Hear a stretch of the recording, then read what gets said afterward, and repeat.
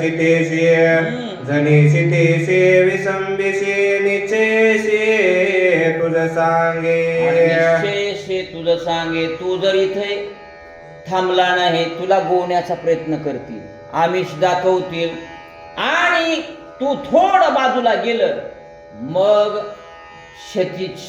सीतेचं काय करतील? हरण करतील. म्हणून सावध राहा. लक्ष्मणाला किती सांगू लागले. तसंच तुम्हाला आम्हाला संत सांगायले, बाबा सावध व्हा, काय सावध व्हा, आणि सावध होणे भजनी लागा, आणि देव आपला साकारा, पुन्हा मनुष्य देह प्राप्त करा. आजच एक क्लिप आली आबा, काय ज्या माणसांचं समाज कार्य जास्त असतं, मित्र जास्त असतात, ते डॉक्टर पुण्यामधले सांगू लागले, सोशल वर्किंग जास्त ज्यांचं असतं त्यांना जास्त वेळ दुःख प्राप्त होत नाही, कुठले आजार होत नाहीत. म्हटले सदोदित हसण्यावरच असता होती तुम्ही. तुमच्याकडे कमी वय आहेत का? खरं पाहिल्यास रिटायर झालं म्हणजे चांगलंच आहे ना हो. तरी आबाचं एकदा बोलणं, शिंदे महाराजांचं एकदा बोलणं, ह्या महाराजांचं एकदा बोलणं, तुमच्या सगळ्यांचं बोलणं म्हणजे ऊर्जा येते. काय 5-6 वेळेस येत असतात ना मंदिरात तुम्ही दिवसातून? नक्कीच येते. तिथून बघणं तरी असेलच की हीच ऊर्जा आहे. त्यांनी तेच सांगितलं, जे सामाजिक कार्यात असतात, कुटुंब सोडून त्यांना भरपूर आयुष्य प्राप्त होतंय. तुम्हाला क्लिपच टाकतो वाटल्यास, मी आजच बघितली आणि खरं आहे ना ते संशोधन, चूक आहे का? अहो शहरांनी बऱ्याच ठिकाणी आबोला माणसं झाले, बोलतच नाहीत कोणीच कोणाला. काय हे किती खास बोलतात. नाही खरंच आहे, ते सुंदर बोलतात ते. म्हणून वाचा. तू चढता संग्राम पृष्ठी मुख्य जानकी नाटवे पोटी मग एकली देखुनी पर्णकुटी राक्षस कपटी हरतील. काय करतील? तुला एकंदरीत युद्धासाठी पाचारण करतील, नाना क्लुप्त्या करतील, तिकडे घेऊन जातील, आणि तिकडे घेऊन गेल्याच्या नंतर या सीतेचं हरण करतील. होय, जाता जाता सांगालो इथून हलू नको बर का. राम लक्ष्मणाला सांगू लागले, म्या सांगितल्या ज्या ज्या युक्ती त्या सुदृढ धराव्या चित्ते नाना परिजा उपपती सीतासती रक्षावे. जे सांगितलं ना तुला ते लक्ष्मणा ध्यानात ठेव. नाना परीच्या युक्ती, आणि त्या न करता तू फक्त सावध राहा. राक्षस कुंकुण येतील, कसे येतील सांगता येत नाही. ऐसे सोमित्रा सांगून वेगे निगे मृग लक्ष्मण सवेचे परतोनी येऊन सांगे पुन्हा सीता रक्षावे. घेतलाय पोराने सवेची पुन्हा मागे परतून पुन्हा पुन्हा परत आले. राम हे बघ, बायकोला म्हणजे सोडू नको बरं का, रक्षण कर. राम आलाय म्हणून काही काही गुन्हे घेतलेत पोराने. पत्नीला रक्षणासाठी, तिला काही आणण्यासाठी.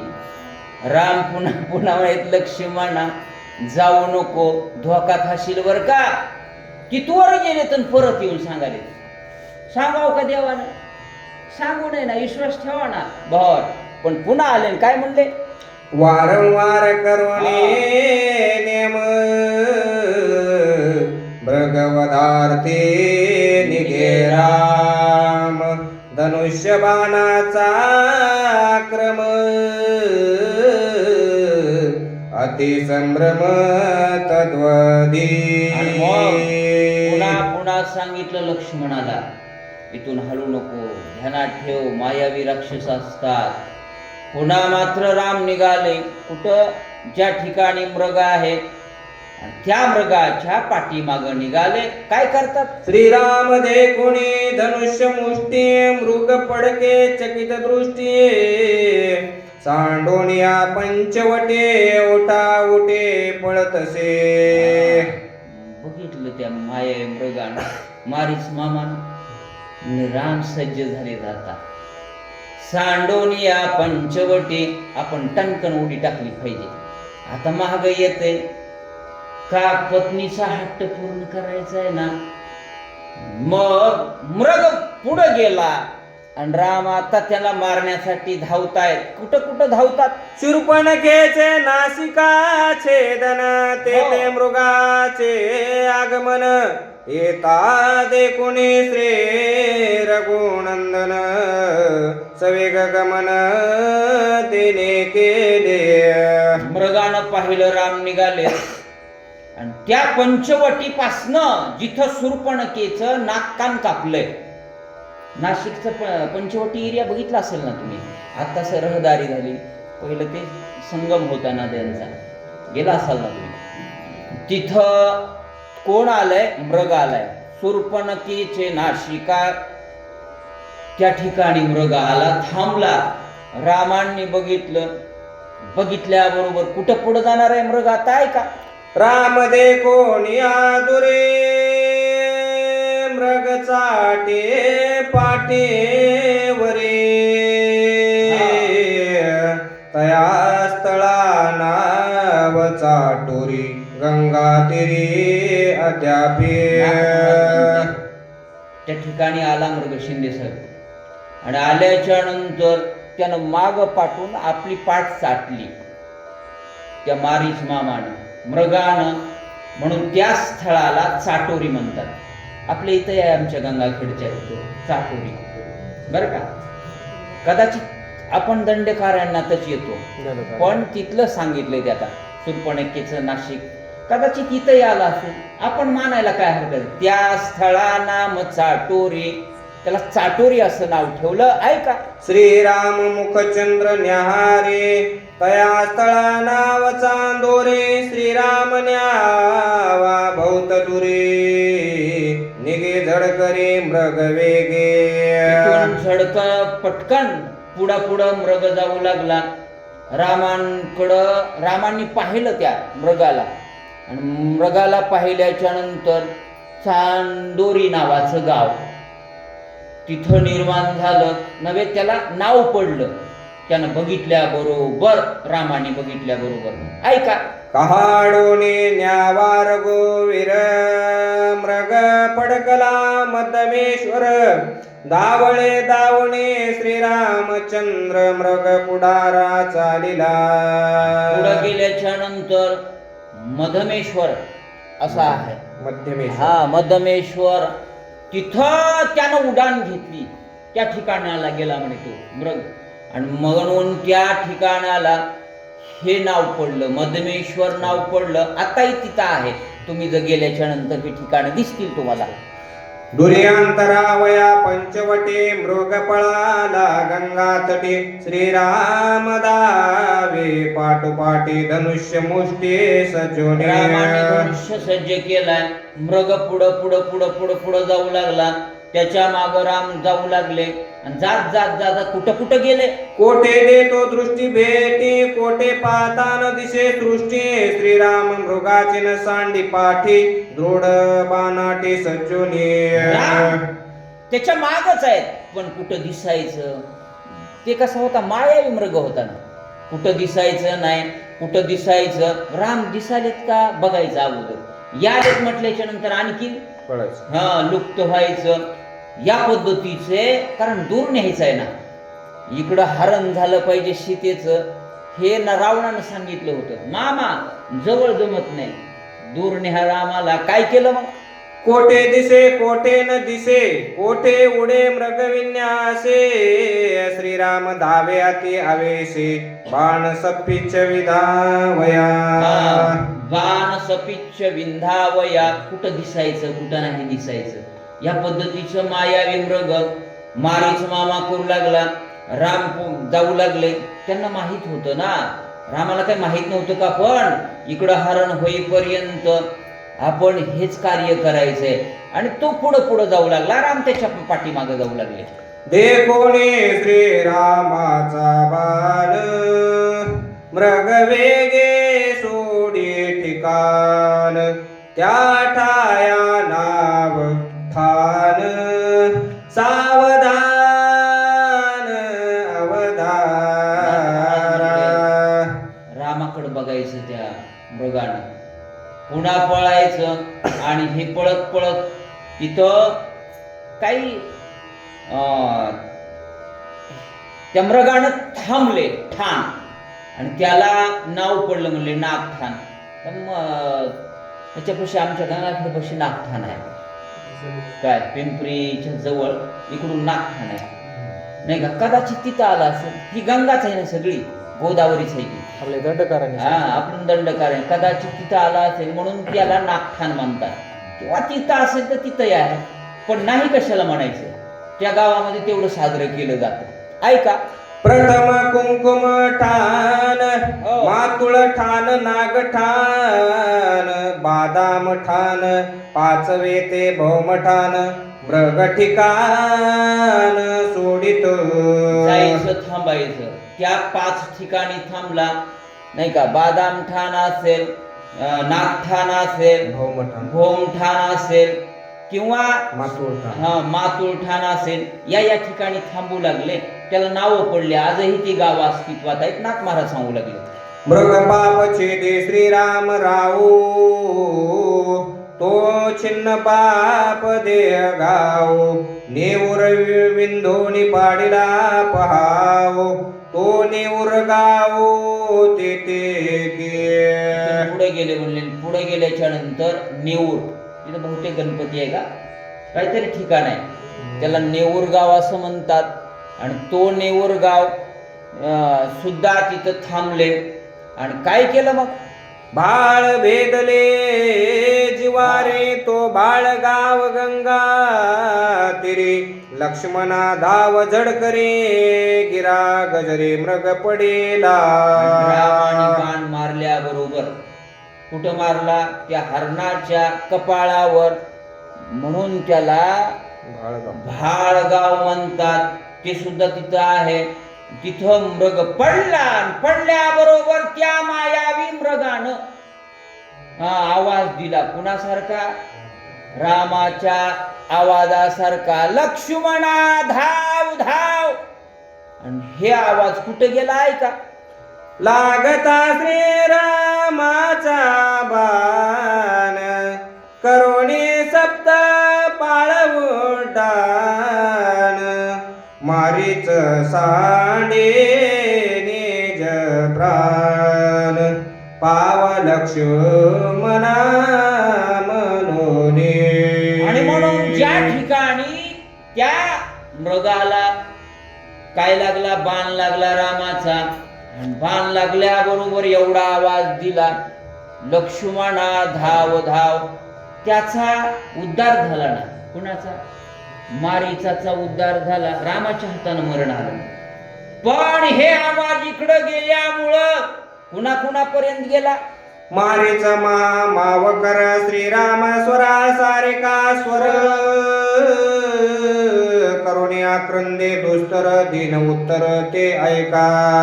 म्हणून श्रीराम स्वरा सारखा स्वर, मरता मरताना सुद्धा त्यांनी असा स्वर सोडला रामाच्याच आवाजासारखा. आणि रामाच्या आवाजासारखा स्वर सोडून आपला देह सोडला ना त्यानं, पण एवढं काम केलं त्यानं. आणि तो आवाज इकडं कुणाकडे आला, लक्ष्मणा वेगे धाव पाव, मिळवणे राक्षस समुदाव, रणे निरोधीर पावो मा भाऊ धाव वेगे. लक्ष्मणा धाव लवकर ये. कारण ह्या राक्षसांनी मला आता अडचण आणले, मी एकंदरीत अडचणीत आहे. हे आवाज सीतेने ऐकला आणि मग आता सीता आई म्हणू लागल्यात. कुणाला, लक्ष्मणाला. कारण इथून हटवायचं होतं, हटविल्याशिवाय रावण येणार नाही. ह्या सगळ्या ठरलेल्या गोष्टी आहेत. म्हणून काय केलं मग, तू तव माझा निज सखा, रणभूमी भूमीचा पाठीराखा हो. राक्षसी मारिले देखा रणमोचका पाववेगे असा आवाज काढला त्यानं, लक्ष्मणा धाव धाव, मी संकटात आहे आणि एवढं संकट असल्यामुळं लवकर काही असलं तरी तू इथं प्राप्त हो. हे आवाज ऐकला आणि ऐकल्याच्या नंतर सांगितलं होतं रामानं जात असताना, किती संकट येऊ दे मी एकटा पूर्ण करतो. लक्ष्मणालाही माहित होतं की दादानं एवढं आश्वासन दिलंय, मी इथून हटणार नाही म्हणजे नाही, पण सीता ऐकत नाहीत ना. होय, काय काय सीता म्हणणार आहेत, लक्ष्मणाला नाही बोलायचं ते बोलणार आहेत, ते आजच्या अध्यायामध्ये होणार नाही. बऱ्याच वया आहेत थोड्या, उद्याच्या अध्यायामध्ये ते संभाषण होईल. पण ऐकू काय काय होते ते. ऐशिया युक्ती आक्रंदोन मृगपाचा त्याग करून मारीच राक्षस होता जान घेतला प्राण श्रीराम बाणे. रामानं एका बाणातच त्याचा प्राण घेतला. पण जात असताना हे स्वर मात्र सोडून गेलं ना ते. कोण? मायावी मृग, मी संकटात पडलोय, कुठलाही हे असेल तर तू लवकरात लवकर ये. स्वर कुणाचा काढलाय? रामाचा काढलाय. आवाजासारखा आवाज. सगळं खरं वाटावं, सीतेला खरं वाटावं, लक्ष्मणाला खरं वाटावं, आणि सोडीला प्राण, त्यानं प्राण सोडला एवढं काम करून. तसंच काही काही काम करून प्राण गेलेला बरा ना. काय केलं पुढं ऐका. मृग देह राक्षस देहो स्थूळलिंग कारण देहो श्रीरामेचे दोन्ही निसंदेहो मारिला पाहू मारीच. मारीचाचा देह कसा होता? होय, राक्षसाचा देह होता ना. मामा हरण झाला होता, परंतु राक्षसाचा देह असला तरी त्याला ब्रह्मत्वापर्यंत नेण्याचं काम काय केलं? नेण्याचं काम केलं रामानं. हे स्थूळ देह आपला सुद्धा इथंच राहणार आहे. पंचतत्वापासनं हे देह प्राप्त झालाय आपल्याला. पृथ्वी, कोणकोणते? पृथ्वी, तेज, वायू, आकाश, आणि एक राहिलं ना, बरोबर आहे, किती हुशार आहेत. हे सगळं रामायण असो, ज्ञानेश्वरी मुखोद्गत असलेली माणसं आहेत तुम्ही. खरंच ज्ञान चांगलं आहे तुमचं बरं का. नाही तर मी विद्यार्थ्यांना बरेच प्रश्न करतो, येतच नाही. काय सांगाव तुम्हाला? मी त्या दिवशी सांगितलं, पुस्तकातलं त्याच्या अभ्यासातलं येईल. मी एका दिवशी विचारलं, तुला हे येईना ते येईना, काय आलंय तुला? हे म्हणला, सर खरं सांगू का, हे सगळं ऐकून मला घाम यालाय. काय सांग, लय अवघड झाले. मरणे मारिले जन्मासहित देवी देई केला गात माया मारून या समस्त बाणे अत्यंत सुखी केला. बाणे अत्यंत सुखी केला. शिंदे साहेबाला वाचू द्या, किती झाल्या? थोड्या राहिल्यात का? म्हणून सुख दिलं महाराज या देहाच्या माध्यमातून. बसा ना, बसा की. काली शेवा राहिली तुमची थोडे, बर थोडे राहिले, चल द्या. म्हणून तो देह राक्षसत्वाचा पावन करून सोडला. तुम्हाला आम्हाला आबा मोतीराम महाराज झाले नसते, वेदांत केशरी झाले नसते, मारुतराव महाराज झाले नसते तर कळालं असतं का? मंदिरच कळाले नसते महाराज. त्यांचे लय उपकार आहे. ते केले उपकार सांगू मी काय, इतके उपकार केले संतांनी माय. म्हणून दररोज त्यांचं दर्शन घेत जा. माझ्या सरस्वती मातेचं दर्शन घेत जा. एवढे एकंदरीत संतांचं दर्शन घेत जा. कुणासाठी नाही करायचं, काय फक्त देवासाठी करायचं, त्या समाजासाठी करायचं. सकाळी सकाळी पाणी टाकता तुम्ही, आबा मगा गेले. तुम्ही एवढी दररोज सेवा करताय. सूर्यवंशी महाराज शेतातलं काम असलं तरी 1 तास काढायचं, तिथेही जातात ते, नाही असं नाही. होय शिंदे महाराज. आणि हे चियामा करणे काम, बीज वाढवा, दुसऱ्यासाठी करायचंच नाही महाराज. आम्ही इथून बी गेलो ना, आमचा 1-2 तास जातो म्हणजे जातो, अभिमानानं सांगतो आम्ही. कुठेही जाऊ द्या, रामायणासाठी शिवाय आम्ही जेवतच नाही आबा. हे आजपासून नाही, काय फार दिवसापासूनची सेवा आहे आमची. कोण्याही गावात जाऊ द्या, तिथं रामायण असलं तर बसतो. चांगली सेवा आहे ना ती. आणि तुमचं तर सान्निध्य एवढं चांगलं लाभलंय महाराज, काय की हे सुखच वेगळं आहे. वाचा. श्रीरामाचा निजबाण ज्यासी लागे तो सभाग्य पूर्ण, बाण नवे हा आनंद घन, सुख संपन्न श्रीरामे. रामाचा बाण आहे, ज्यासी लागे तो आनंद घन. राक्षस असला काय, मारीच असला काय, त्याला लागला ना. संत चरण रज लागता सहज, वासनेचे बीज जळूनी जाय मग राम नामे. उपजे आवडी सुख घडोघडी वाढू लागे. लागते की नाही? दररोज 8 कहो असतील असं झालंय का नाही तुम्हाला? वाटायला नाही, आलंच पाहिजे. इतका एकंदरीत संतांच्या चरणामध्ये, रामाच्या बाणामध्ये प्रताप आहे महाराज. राक्षस असणारा तो म्हणू लागला, स्थूळ देहाते छेदित हो. ते योद्धे देखिले बहुत, परिजीवी जीवपणा करी घात, श्री रघुनाथ निज योद्धा. म्हणले स्थूळ देहामध्ये त्याचा उद्धार करतील, ह्याच्यात काही नवल नाही. राक्षस असून त्याला इतक्या पदाला प्राप्त करून दिलं, किती विशेष आहे. म्हणून त्या देहाला विशेषत्व प्राप्त झालं त्या मारीचाच्या. ऐका. ते दोन्या भया भय शोक, हे दोन्या द्वंद दुःख, श्रीरामे दिदले सुख, सुखाचे सुख श्रीराम. सुखाचे सुख श्रीराम. भीतीच राहिली नाही ना. छेदोनी या भया, भीतीच ठेवली नाही त्याच्या ठिकाणी. काय एकच करून टाकलं, ऐक्यवृत्ती दिली मारीचाला. काय नश्वरपणा काढला, राक्षसत्व काढलं, देवच करून टाकलं कुणाला? मारीचाला राक्षसासारख्यांना वाल्याचा वाल्मिक केला की महाराज. नारदांनी, संतांनी केलं ना, सगळं होतंय महाराज. त्यांनी हातात धरावं लागते, आणि हातात धरलं तात्काळची दशा पालटती. तात्काळ बदल होते. आमच्याकडे बदल होणारी माणसं आहेत का महाराज? आजही बघा तुम्ही किती आडमुठ आहेत ते. आबा फार आडमुठ आमच्या समुदायात आता ते आहेत, पण फार आडमुठ. पण त्यांच्यामध्ये इतकी भक्ती रुजवली आहे, काय सगळ्या परमार्थ आमच्याकडे जास्त आहे.